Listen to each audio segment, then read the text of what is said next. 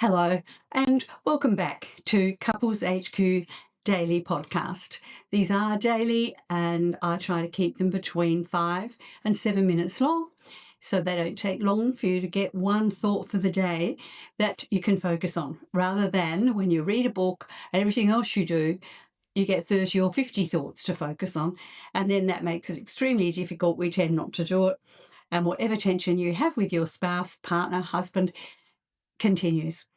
So today's is about which way. And what do I mean by that? Well, I mean your way or my way, because it depends on who you are with your individual personalities and character traits, and also what the actual situation is that's causing some friction as to whether you're pushing for your way. And that means that whoever's listening to this, are you pushing for your way, or is he or she pushing for their way? And why is that? Well, being realistic, sometimes we're pushing for the way we want because it is the actual legitimate fact. It might be the directions to somewhere in the car. It might be how to prepare something for the children, or how to put a flat pack together from one of the big stores. There might be a right way and a wrong way. And then it's very easy, isn't it, to see, well, okay, your way's right. For either of you to say, all right, well, your way's right. Yes, I can see instructions or this or that. Your way's right.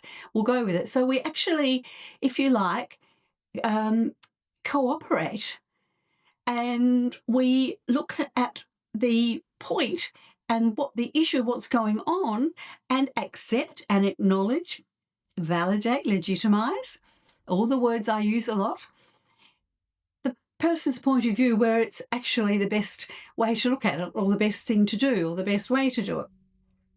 The trouble is with couples, as you know, if you're listening to this, you could well be one of these high conflict couples, or even just highly tense couples who are disconnected because they insist on most things being their way. Each partner or spouse insists on it being their way. And often without much grounding or validation in there, much verification, as I see in my couples work for many years with thousands of couples, that it's more important to assert my way over you, and for you to assert your way over me and be right, even if it's not, or even if it's harmful to be pushing the point. What is it that we do it? It's part of human nature. We want to be right. Now, not every couple does it, and not every partner in a couple does it, but by far the majority do.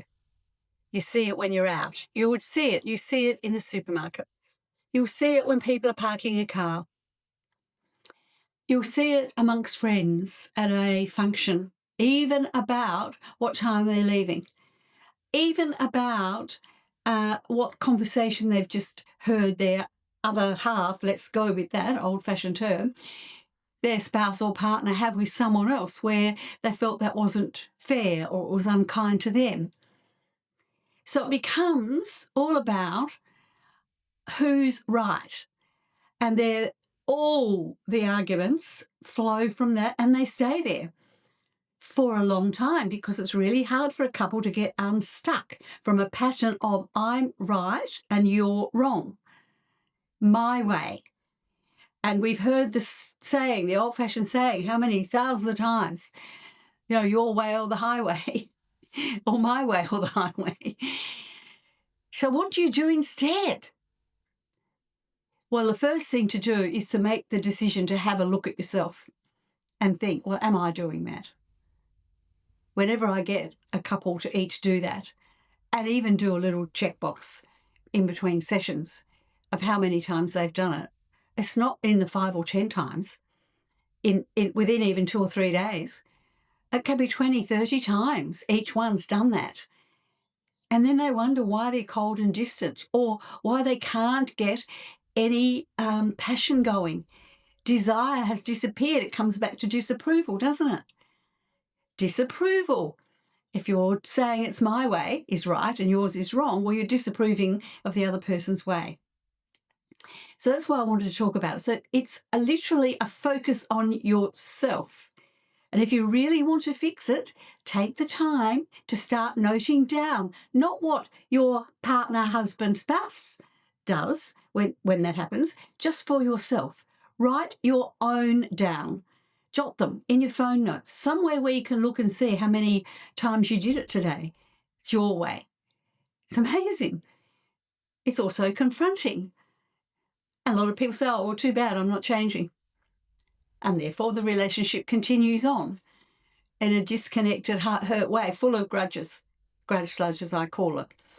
So I'm going to leave it there because that is the answer to fixing it, is for you to do that. Now, you can't get your spouse, husband, partner, wife to do that maybe. Or maybe you're in such a bad spot, you could get them to listen to this and then they might do it.